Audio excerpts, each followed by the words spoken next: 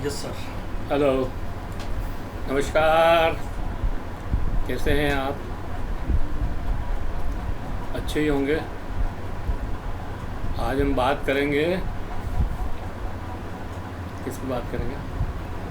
बात करेंगे सर भारत की भी वर्तमान जो राजनीतिक उठापटक चल रही है जिस तरह से, आज और चुनाव जिस प्रकार के रहे हैं उसी को लेकर हम बात करेंगे। बात करेंगे चुनाव पे, राजनीतिक परिस्थितियों पे, और आने वाले समय में क्या होगा इसके ऊपर फोकस करेंगे ज़्यादा। कि जो बीत गया वो बीत गया, वो तो इसलिए कि भाई उससे हम कुछ सबक सीखें कि क्या बीता, उसके क्या प्रभाव पड़ेंगे अब, वो एक अलग बात है। लेकिन अब जो क्या होगा उसके ऊपर बात करना ज़्यादा ज़रूरी समझते हैं हम। तो आज का वीडियो इसी पे बनाएंगे। तो सर जनरली मेरी आदत तो कुछ ऐसी रही है कि अक्सर आपसे ही सवाल पूछे हैं, और मैं उस परंपरा को, मुझे लगता है कि आज भी मुझे उसी को बनाए रखना है। और जिस प्रकार से चुनाव संपन्न हुए हैं और जो भारत की जनता ने एक जो निर्णय दिया है उसको लेकर आपका क्या सोचना है कि जिस तरह से पक्ष का जो रवैया रहा था, जिस तरह से विपक्ष की पार्टियों को मतलब उनके जो अकाउंट हैं उनको सीज किया गया था, उनके ऊपर चाहे आप सीबीआई के द्वारा कहें या ईडी के द्वारा कहें या फिर जो भी उनके पूरा फोर्सेस हैं, किस तरह से उसका मिसयूज़ हुआ उसको लेकर, और फिर जो चुनाव परिणाम आए हैं हमारे सामने उसको लेकर आपकी क्या राय है? भारत की जनता ने जो जवाब दिया है वो किस तरह से देखते हैं आप? ऐसा है रक्षित जी कि वैसे तो हम ये बात कहते हैं हमेशा कि जनता जो है नासमझ है और भावनाओं में बह जाती है, और धर्म के नाम पे, जाति के नाम पे किसी पे भी वोट दे देती है। जी जी। लेकिन इस चुनाव में, इस चुनाव में ही नहीं बल्कि जब जरूरत पड़ी, हाँ, तब हर चुनाव में जी जनता ने अपने विवेक का इस्तेमाल किया, हाँ, और सही निर्णय लिया। जी जी। जैसे इमरजेंसी के बाद की बात करें तो इंदिरा गांधी उस समय इतनी मजबूत कैंडिडेट थी। हाँ, 1 महीने पहले पार्टी बनी थी जनता पार्टी, जी बल्कि जेल से निकलने के बाद पार्टी बनी। जी। और जनता पार्टी का अपना कोई चुनाव चिन्ह भी नहीं था। हल्दर जो चुनाव चिन्ह था वो लोकदल का। अच्छा। हाँ, उस लोकदल के चुनाव चिन्ह पर जनता पार्टी चुनाव लड़ी, ओके। और 4 पार्टियां 5 पार्टियां मिलकर के चुनाव लड़ी और इंदिरा गांधी को हराया। तो इमरजेंसी के खिलाफ गुस्सा था वो। लोगों का एक आक्रोश था कि जनता स्वयं, जनता के और इंदिरा गांधी के बीच में चुनाव हो गया। अच्छा, समझे ना? वही जनता 3 साल बाद इनके जो झगड़े और आपस में लड़ाइयाँ और देखी जनता पार्टी की, तो उसने उसको खारिज कर दिया और वापस इंदिरा गांधी को जीता गया। तो मतलब जनता ये चीज़ समझ सकती है कि किस समय क्या सिचुएशन देख लो। हाँ, एक तरफ उन्होंने सरकार गिरा भी दी और फिर वापस बना दी। और फिर 84 में तो कह रहे एक अलग तरह का माहौल था। 1984 में जो चुनाव हुए इंदिरा गांधी की मृत्यु के बाद, राजीव गांधी आए ही थे उस समय। जी जी जी। वो एक अलग तरह का माहौल था, और उन्होंने मतलब 410 सीटें करीब जीती थी उस समय। अच्छा। लेकिन 410 सीटें जीतने वाला आदमी 89 में आकर के हार गया। अच्छा, 5 साल बाद में, मतलब 89 के चुनाव के अंदर ये सारे गुट मिल करके संयुक्त मोर्चा जो बना, वो चुनाव जीता। इसका मतलब है कि भाई जनता तो बहुत सोच समझ के जनता ने बहुत सोच समझ करके वोट किया। तो अलग बात है कि वो सरकार ज़्यादा नहीं चली, 1 साल में जो है ढेर हो गई। और उसके बाद जो वित्त राजनीति चली और धर्म की राजनीति चली, वो सारे। लेकिन फिर कांग्रेस जीत के आई 92 में। तो जनता का जो मैंडेट है वो, इसका मतलब सारे में ये हुआ कि अति स्वीकार नहीं करती है जनता। एक कंक्लूजन अगर देखा जाए इस बात का कि भाई जब अति हो जाती है किसी भी हाँ। चीज़ की तो उसको स्वीकार नहीं करती है जनता और उसको हटा देती है। हटा देती है। और वही बात इस समय हुई। 1924 का जो चुनाव हुआ, 2024 का जो चुनाव हुआ, ये नरेंद्र मोदी का इतना ज़्यादा अहम बढ़ गया था कि एनडीए की सरकार नहीं, भाजपा की सरकार नहीं, और मोदी सरकार, मोदी गारंटी। तो उस मोदी गारंटी की हवा निकालने के लिए जनता ने इस बार जो है खुद चुनाव लड़ा। विपक्ष की इतनी तैयारी नहीं थी, जितनी सीटें उनको मिली है उतनी तैयारी नहीं थी। अच्छा, मतलब जनता है जो पहले से ज़्यादा तैयार हो चुकी थी। बिल्कुल, जनता ने ही वोट किया और जनता ही चुनाव लड़ी। ओहो। बाकी इतनी तैयारी उनकी कहीं पे भी नहीं थी, क्योंकि न तो ठीक से गठबंधन बना, न कोई मिनिमम प्रोग्राम बना, न कोई तालमेल ठीक से बना। जैसे वेस्ट बंगाल में ममता बनर्जी ने कह दिया मैं तो नहीं दूंगी सीटें, एक भी अलग से चुनाव लड़ी पूरा। मतलब उनका विपक्ष के साथ में नहीं रही। हाँ, मतलब थी गठबंधन में, लेकिन विपक्ष गठबंधन के विपक्ष में शेयर नहीं किया, सीटिंग मतलब। तो इस तरह की बहुत सारी चीज़ें थी। उसके बाद भी खास तौर से यूपी में और महाराष्ट्र में बहुत ही बढ़िया परिणाम। यूपी और महाराष्ट्र में। पंजाब को किस तरह से देखते हैं? पंजाब में इस बार का जो राजनीतिक चुनाव, मतलब पंजाब में तो कोई विशेष मेरे को नहीं लगता कोई खास फर्क पड़ा, क्योंकि आप पार्टी ने वहाँ सरकार जरूर बना रखी है और असेंबली अच्छी जीती, इसमें कोई दो राय नहीं। लेकिन कांग्रेस का वर्चस्व तो है वहाँ पंजाब में। मतलब लोकसभा में कांग्रेस का कैसा परफॉर्मेंस रही है वो?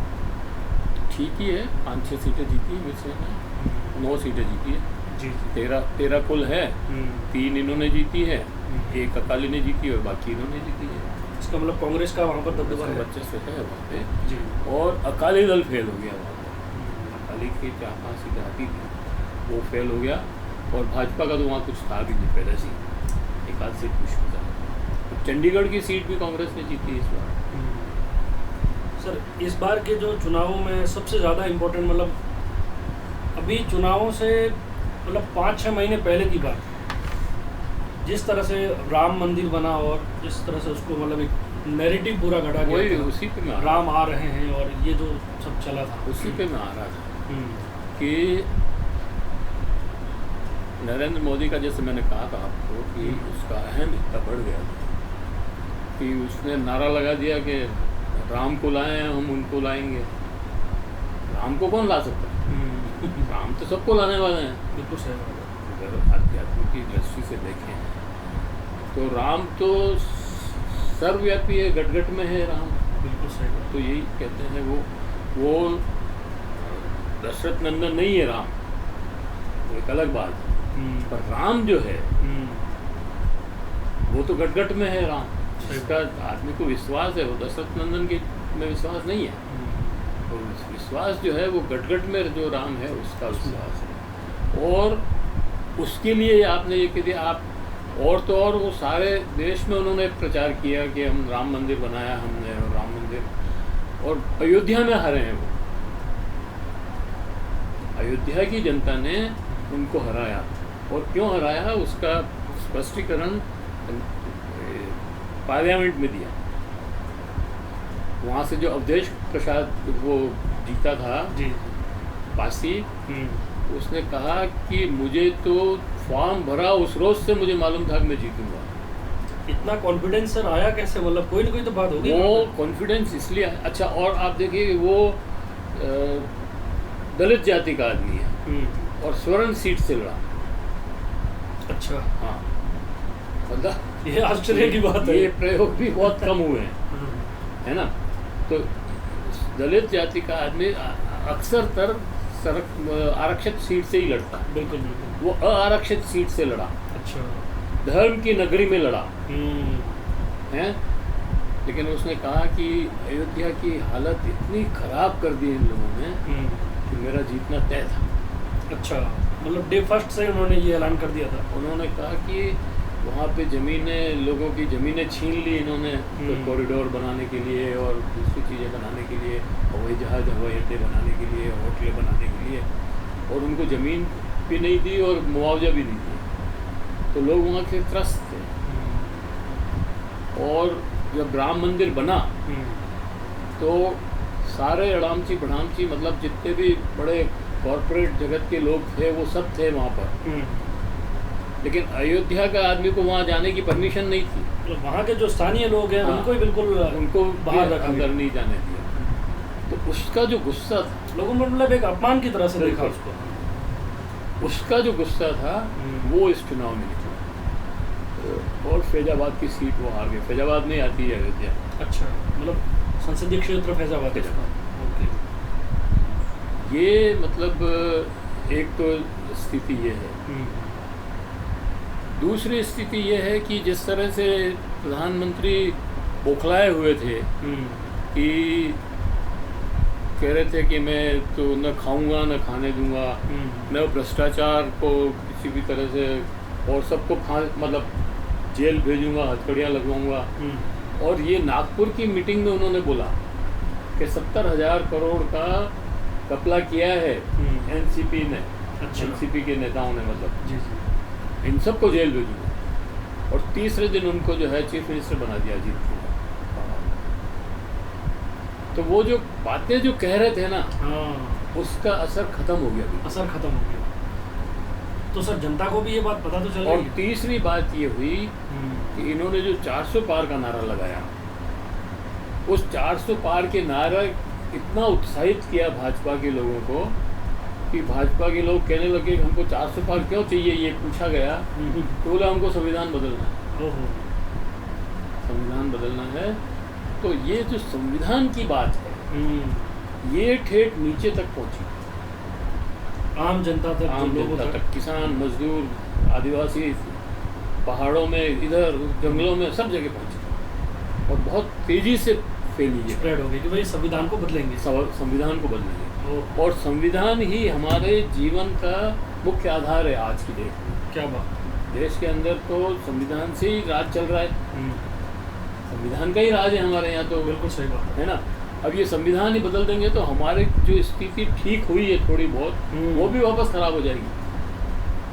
जो हमको थोड़ा बहुत शिक्षा का, रोजगार का और अवसर मिले हैं, जी। जो आरक्षण से जो अवसर मिले हैं, वो सब ये खत्म कर देंगे, खत्म हो जाएगा।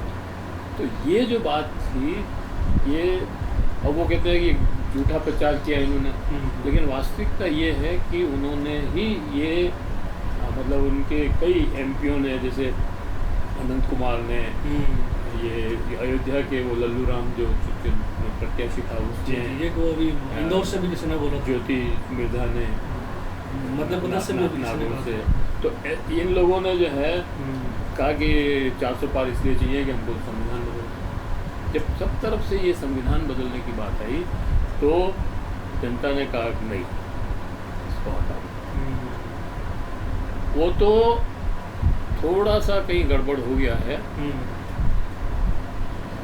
खासतौर से बिहार में थोड़ा गड़बड़ हुआ, और थोड़ा गड़बड़ हुआ कर्नाटक। मध्य प्रदेश तो खैर पूरा ही उन्हीं का था और उन्हीं का रहा है। इसमें मध्य प्रदेश, छत्तीसगढ़ में तो ज़्यादा उम्मीद नहीं थी, लेकिन दिल्ली में उम्मीद थी, वो नहीं हुई पूरी। लेकिन फिर भी कुल मिलाकर के ये हुआ कि उनकी 63 सीटें कम हो गई पिछली बार से भाजपा जी।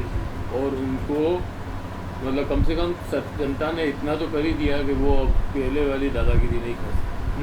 2 बैसाखियों के सहारे सरकार है। तो जब ये बैसाखियाँ हट जाएगी, सरकार गिर जाएगी। सर मैं एक चीज़ ये जानना चाहता हूँ चर्चा के बीच में कि भाई ये जो मध्य प्रदेश है, यहाँ पर विपक्ष के जो नेता हैं, उनकी जो राजनीति है, मतलब वो सफल होती नहीं दिखी, परिणाम जिस तरह का है। दूसरा ये जो गुजरात का चुनाव है, इसको आप विपक्ष के मतलब जो नेता हैं, विपक्ष के जितने भी दल हैं, उन सबके लिए किस तरह की चुनौती के रूप में देखते हैं? क्या वहाँ की जनता भी ये कुछ चाहती है, बदलाव चाहती है?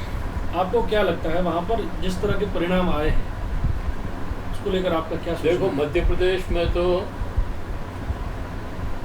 कांग्रेस में भी भाजपा के स्लीपर सेल चल रहे हैं, अच्छा। इसलिए वहाँ बार बार धोखा होता और डिफीट कर रहे हैं। वो हम्म। कमलनाथ को जैसे उन्होंने बना रखा है वहाँ पर। हाँ। अब मैं कहता हूँ कमलनाथ अगर उस समय विधानसभा के टाइम पे वो इतना वाहियात बात नहीं करता कि अखिलेश को छोड़ो यार, हाँ।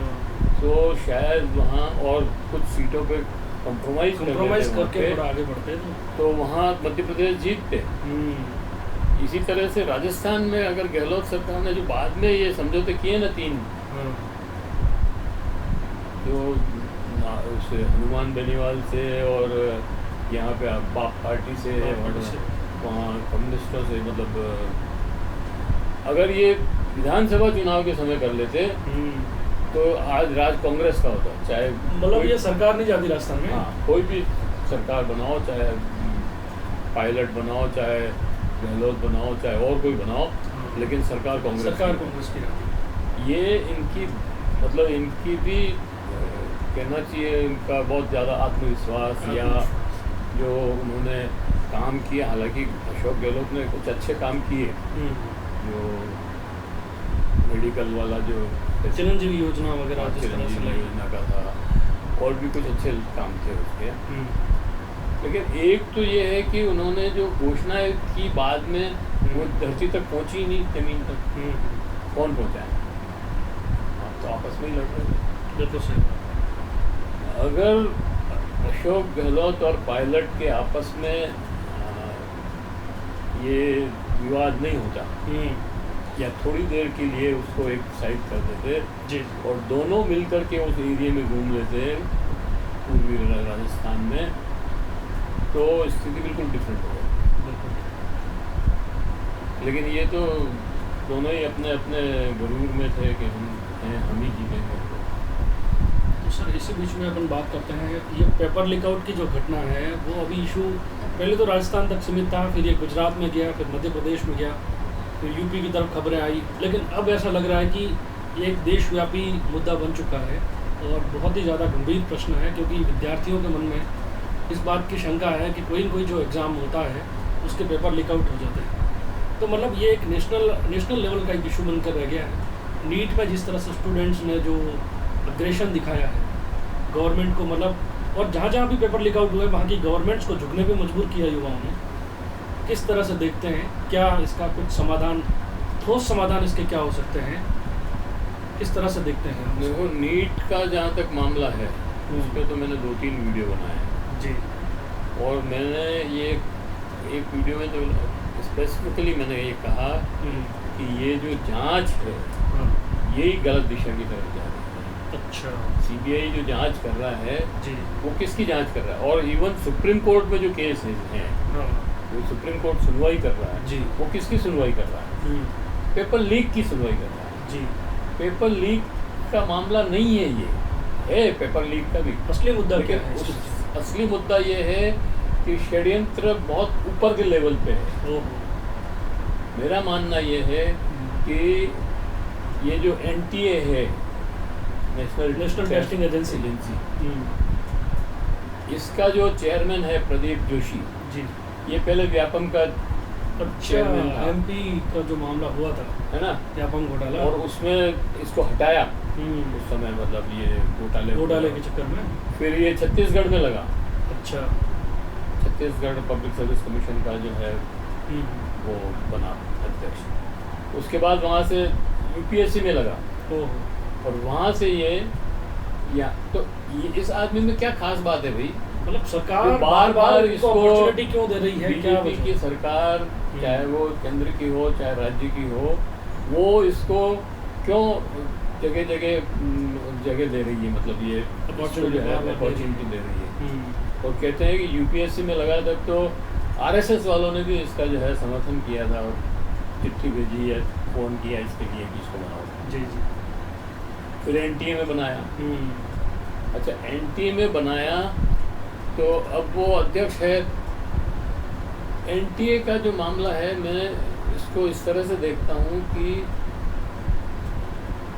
26 फरवरी को इसके रजिस्ट्रेशन शुरू हुए जी एग्ज़ाम के और 26 मार्च को बंद हो गए, क्लोज हो गए। 1 महीने के लिए खुला था। हम्म, लेकिन ताज्जुब की बात यह है कि 9 अप्रैल को फिर से विंडो खोली गई, अच्छा एक ओपन दिन- किया गया उसको। एक दिन के लिए रीओपन किया और लगभग 25,000 फॉर्म उस रोज भरे गए। अच्छा ये मेरा सवाल ये है कि ये क्यों खोला, ये क्यों खोला गया? पहली बात हाँ किसके कहने से खोला, क्योंकि कोई छोटा मोटा आदमी नहीं करवा सकता ये काम। हम्म, ये काम या तो एनटीए के अध्यक्ष ने करवाया या शिक्षा सेक्रेटरी ने करवाया, एजुकेशन सेक्रेटरी ने, जी जी या प्रेसिडेंट ये मिनिस्टर ने करवाया, एजुकेशन मिनिस्टर ने, या नरेंद्र मोदी और शाह ने करवाया। बिल्कुल।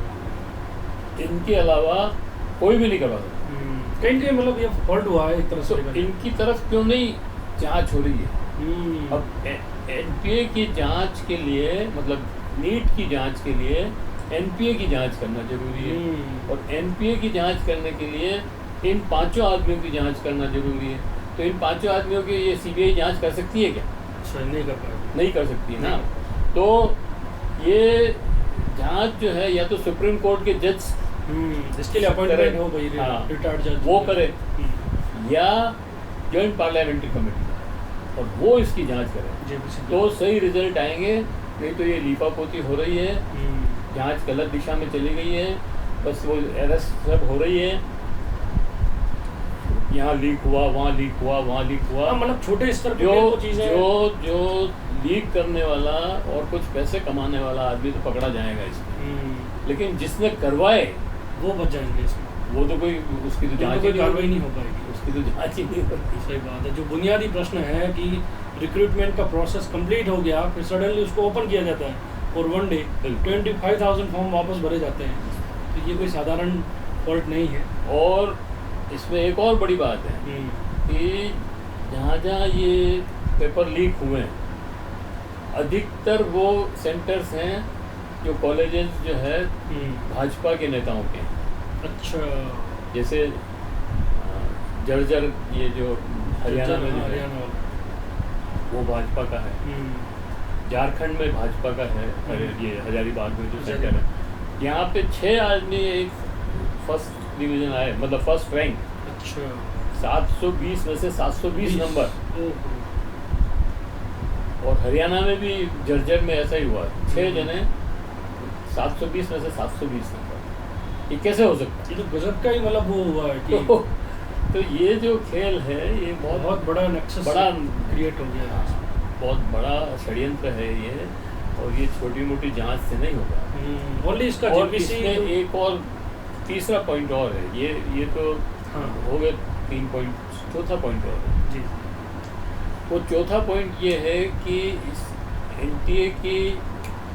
एनटीए ने जो आउटसोर्स की एग्जामिनेशन वो किया है एक कंपनी को। अच्छा, वो कंपनी है गुजरात की, एड सॉल्यूशन, क्या है वो, एड टेस्ट सॉल्यूशन ऐसा, वो है गुजरात में।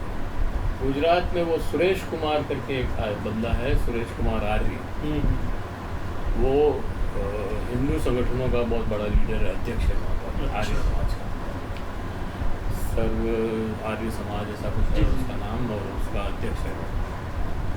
और वो नरेंद्र मोदी के बहुत नज़दीक है। नरेंद्र मोदी के कई मंच शेयर किए उसने, बल्कि मंच शेयर ही नहीं किए बल्कि मंच का संचालन भी किया है कुछ। इसका मतलब कहीं न कहीं कनेक्शन वहाँ तक डायरेक्ट है प्राइम मिनिस्टर के साथ। अच्छा, फिर क्या है कि इस सुरेश चंद्र की कंपनी को बिहार में 2017 में एक पेपर लीक के मामले में तो फंस गया था वहाँ पे, तो इसकी कंपनी को ब्लैकलिस्ट कर दिया। अच्छा, उसके बाद 2020 में एक कंपनी जो थी, ये इसी की कंपनी, नाम शायद बदल दिया उसने, और पुलिस कांस्टेबल की परीक्षा में इसको कॉन्टेक्ट दिया, पेपर लीक हो गया। अच्छा, फिर इसको ब्लैक लिस्ट कर दिया। फिर दो बार 3 बार ब्लैक लिस्ट किया हुआ आदमी को ही फिर से ठेका क्यों दिया एनटीए सर, वालों ने? ये टेंडेंसी समझ में नहीं आती है एक कि मतलब तो- बार-बार इस तरह के अपॉर्चुनिटी। एक तो प्रदीप जोशी जो व्यापम से घूमता हुआ यहाँ आया, एक ये सुरेश चंद्र आर्य जो बिहार और यूपी और सब जगह से ब्लैक लिस्ट होकर के यहाँ आया। तो ये क्या है, साफ बिल्कुल क्लियर है कि ये करप्शन मतलब किस लेवल पे इसको इसकी प्रोटेक्शन मिल रही है। इसकी होनी चाहिए जांच। ये कंपनी को कैसे मिल रहा है बार बार, इसकी होनी चाहिए जांच कि ये प्रदीप जोशी ये बार बार कैसे लग रहा है यहाँ पर। इसकी होनी चाहिए जांच कि ये पेपर किसने खुलवाए, मतलब ये सेंटर किसने खुलवाया। बिल्कुल सही। और एक और बात है इसमें कि इन्होंने ये घोषणा की थी पहले कि 14 जून को हम रिजल्ट निकालेंगे। अच्छा, नीट का रिजल्ट 14 जून को क्लियर निकालेंगे, और चुपचाप 4 जून को निकाल दिया, जिसको चुनाव के परिणाम आ रहे थे, ताकि चुनाव के परिणामों में ये नीचे दब जाए और हेडलाइन नहीं बने। तो ये जो बच्चों के साथ एक बहुत बड़ा ये मतलब- जो बड़ी चीज़ें हैं ना, ये कोई छोटा मोटा आदमी नहीं कर छोटा सकता। मोटा आदमी नहीं कर सकता। ये बहुत बड़े लेवल पर खेल हो रहा है। बिल्कुल बिल्कुल। और इसलिए जैसे अपने राजस्थान में भी जैसे वो RAS अफसर और वो पेपर लीक आउट हुआ वो सब राजस्थान में पकड़ाए थे। IPSC के बहुत एग्जाम लीक हाँ। तो उसी तरह से, और ये लीक वाला मामला तो केवल नीट का नहीं है, 13 स्टेट में लीक हुआ। शर्मनाक बात है ये। कि वहाँ के स्टेट लेवल के एग्ज़ाम और ये नीट और ये अच्छा। और आप देखो कि आउटसोर्स करना सबसे बड़ी गड़बड़ है। 2 चीज़ें इसमें ख़ास तौर से ध्यान रखने वाली है कि एक तो एग्ज़ाम को आउटसोर्स जो कर रहे हैं वो निश्चित रूप से नुकसानदेह है। बिल्कुल। दूसरा इस बात की भी जांच होनी चाहिए कि इस सारे घोटाले में, धांधली में, या इस घोषणा में, मतलब इस षड्यंत्र में कॉन्स्पिरेसी में प्राइवेट निजी संस्थाएं और कोचिंग सेंटर्स, इनका कितना इन्वॉल्वमेंट है, ये पता लगना इसकी चाहिए। जांच होनी चाहिए। ये ही सबसे बड़े रैकेटबाज है, क्योंकि ये कहीं न कहीं प्रभावित करते हैं। ये बिल्कुल प्रभावित करते हैं। ये जब एडमिशन करते हैं बच्चों की तो ये गारंटी देते हैं कि हम पढ़ाएंगे, पास करवा देंगे और अगले कॉलेज में एडमिशन करवा देंगे। बिल्कुल। तो ये गारंटी सर वो कहाँ ये से आती गारंटी है? कैसे देते हैं? इसका कोई ना कोई इसकी जांच होनी चाहिए और इनको बंद करना चाहिए। इनको जो है आउटसोर्स बंद करना चाहिए। एग्ज़ाम जैसे IIT के पेपर होते हैं जी। IIT वालों को भी कहा कि आप हम एक एजेंसी बना देते हैं और वो करेगी, जांच करवाएगी, उन्होंने मना कर दिया। तो आज तक वहाँ पे कोई पेपर लीक नहीं हुआ। IIM में नहीं होता है, IIT में नहीं होता है, चार्टर्ड अकाउंटेंट के इनके एग्जामिनेशंस में नहीं होता है। तो फिर ये नीट में ही क्यों हो रहे हैं? नीट में ही क्यों हो रहे हैं? मतलब जो आपने बुनियादी कहीं के जो लूप होल्स बताए हैं, जो कमियां रही है और किस तरह से षड्यंत्र जो हो रहे हैं, इससे मुक्त मेरा करना मानना ये है कि अगर ये जांच ऊपर के लेवल तक हो, प्राइम मिनिस्टर को भी नहीं बख्शा जाना चाहिए। फेयर होनी चाहिए, एकदम Fair ट्रांसपेरेंट। अगर क्योंकि प्राइम मिनिस्टर ने भी इसको बहुत ही हल्के में लिया। हल्के में लिया है। जो प्रेसिडेंटल स्पीच हुई संसद में, उसमें भी नीट का मुद्दा आया तो था, लेकिन उन्होंने बहुत ही हल्के तरीके से कहा कि पहले भी पेपर लीक होते थे, अभी भी पेपर लीक हो गया है, हमारी सरकार सीरियस जांच नहीं कर लिया रही इस है, इंसान को। तो कानून बना दिया है, ये सारी बातें। लेकिन ये नहीं कहा कि हम इसको जो है रोकेंगे या इसकी परीक्षा वापस करवाएंगे या जांच करवाएंगे। और जांच हो रही है, मतलब CBI को जांच सौंप दी है, पर CBI तो अक्षम है। और CBI का तो पता लग गया कि CBI किसके इशारे पे काम करती है। बिल्कुल सही बात। तो इस जांच का कोई मतलब ही नहीं है ना। मतलब ही नहीं है सर। तो ये है। चलिए सर, तो आज कुछ अच्छी बातचीत हुई है। नहीं हुआ कुछ।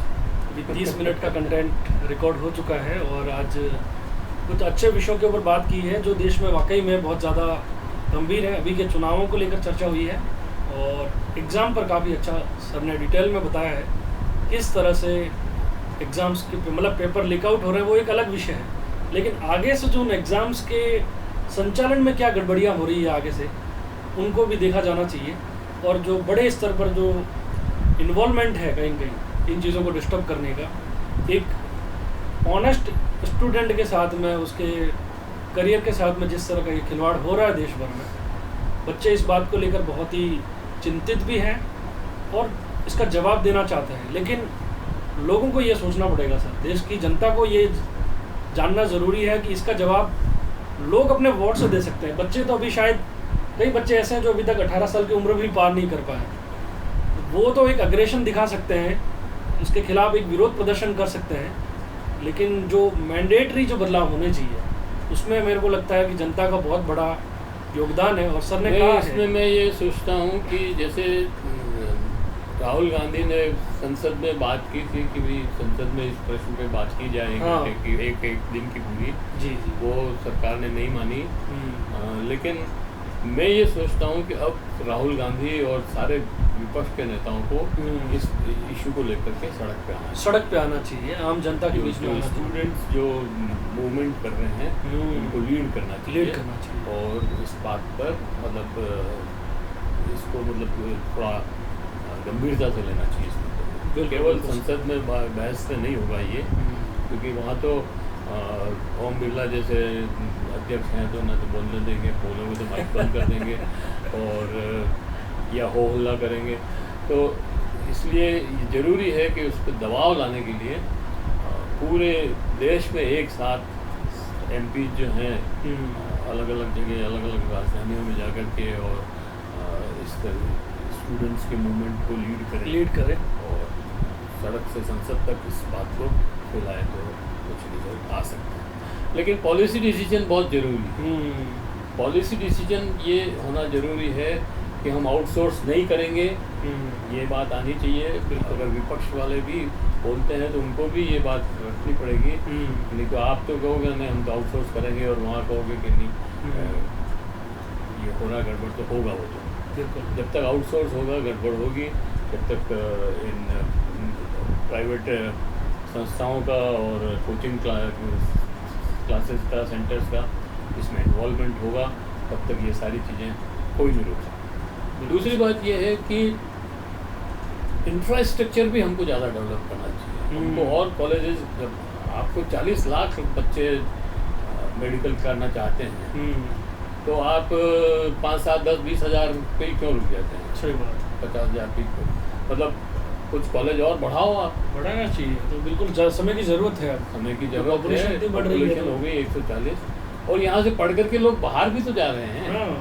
बाहर भी तो वो सेवा दे रहे हैं। तो उस हिसाब से हमको और जैसे यूक्रेन वगैरह में देखो आप कितने कॉलेजेस हैं, 20-25% लोग तो बाहर से ही आकर के पढ़ते हैं वहाँ पर। बिल्कुल सही बात है। तो हमको भी उस तरह की एक एजुकेशन सेंटर्स मतलब डेवलप करना चाहिए गवर्नमेंट को इस तरह से की।